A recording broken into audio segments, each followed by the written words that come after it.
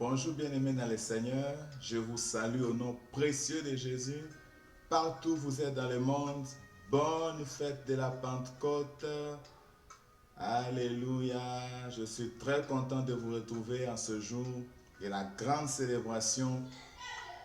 Un certain jour, à une certaine année, ça fait plus de 2000 ans, les gens étaient quelque part et tout à coup il y a un bruit.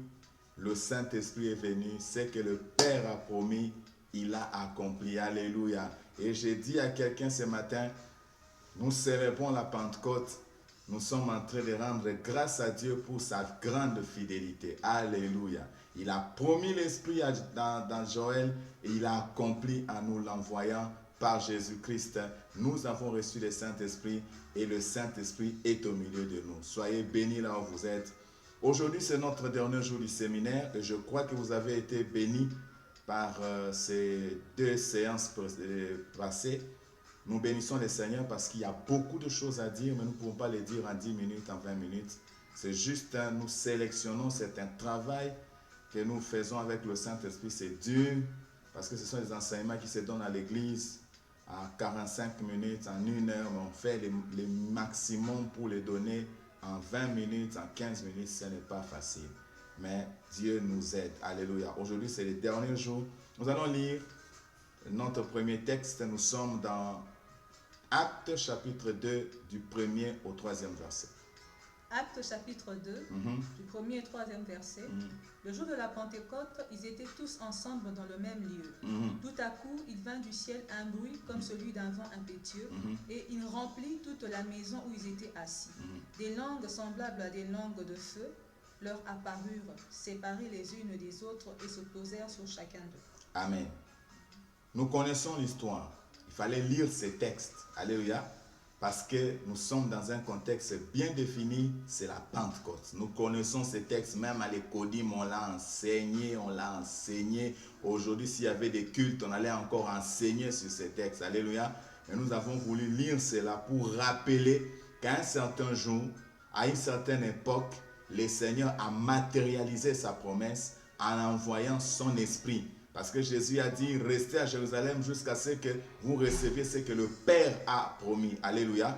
Le Saint-Esprit est venu, c'est un signal fort pour l'Église, c'est que Dieu accomplira toutes ses promesses. Alléluia. Je dis à quelqu'un qui me suit, Dieu va accomplir ses promesses dans ta vie. Alléluia. L'apôtre Paul a dit, Dieu nous a donné le Saint-Esprit comme gage. Alléluia. Comme garantie qu'il accomplira pour nous tout ce qu'il a dit. Oh, gloire au Seigneur.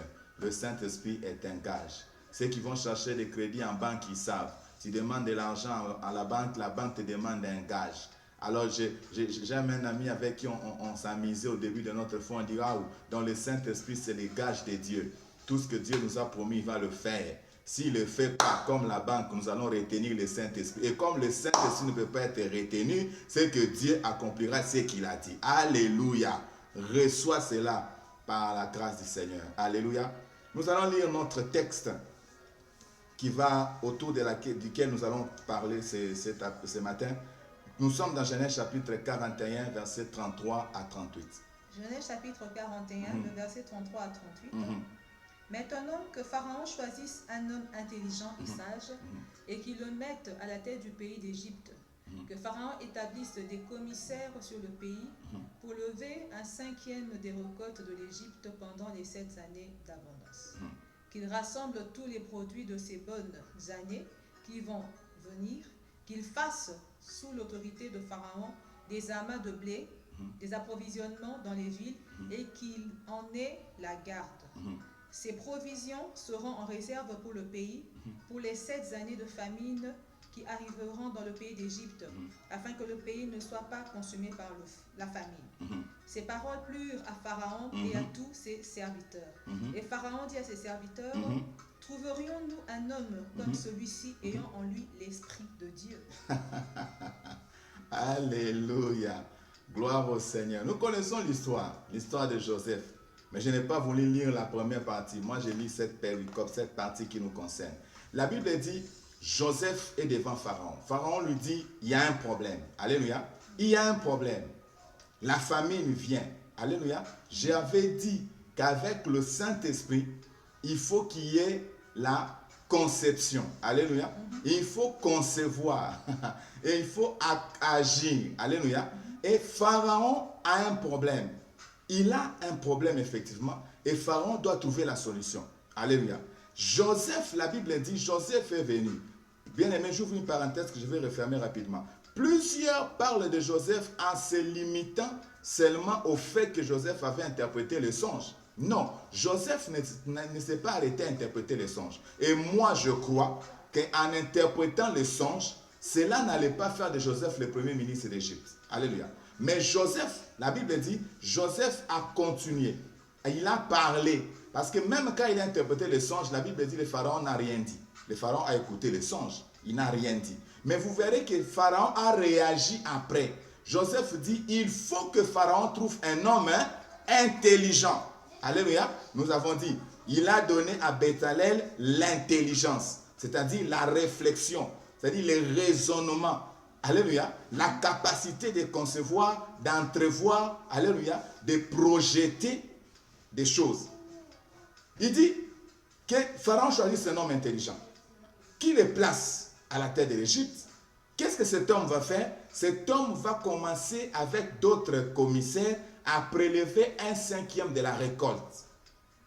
Et c'est 1/5 de la récolte qui sera prélevé sur toute l'Égypte, sera mis quelque part en réserve, qu'on construise des grands dépôts, des entrepôts pour amasser ces choses. Et toute cette récolte constituera la réserve de l'Égypte pour faire face aux 7 années de famine. La Bible dit, on vient de nous le lire, cette parole plut au Pharaon. Et Pharaon dit, où trouverons-nous? Alléluia, j'aime ça. Où trouverons-nous? Maman va nous relire ça. Alléluia, le verset 38. Alléluia. Écoutez. Où trouverons-nous? Bien aimé, c'est terrible. Alléluia. J'aime ça. Pharaon n'a pas dit, oh, c'est type qui a interprété le songe. Non. Mais Pharaon il était devant un homme, il a vu la démonstration de l'intelligence. Alléluia. Pharaon s'est écrié. Il dit, où trouverons-nous? Alléluia. Un homme comme celui-ci. Alléluia. On peut le lire maintenant. Genèse chapitre 41, verset 38.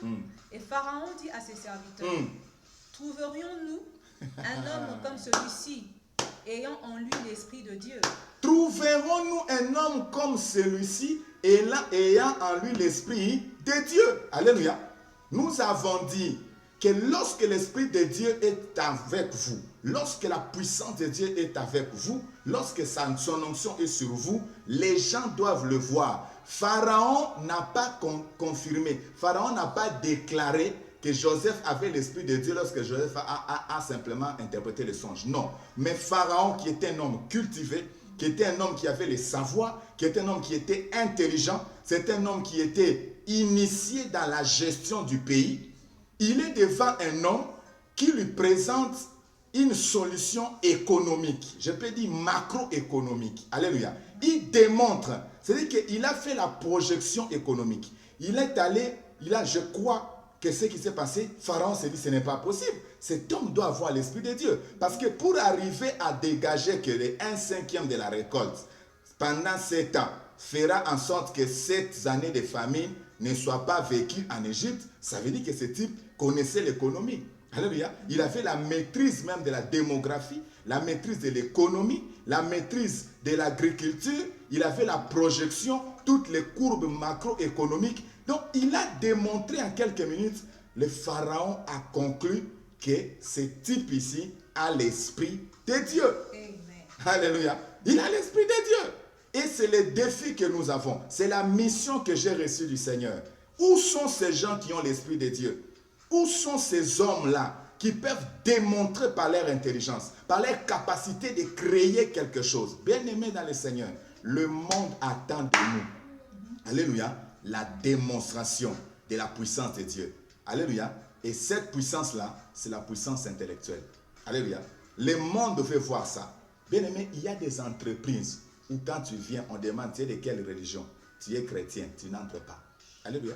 Il y a même des endroits où moi, quand je viens avec le titre, l'étiquette du pasteur, tu n'entres pas. Alléluia. Mais comment allons-nous entrer dans ces milieux-là? comment l'Église va influencer ces milliers-là? Alléluia.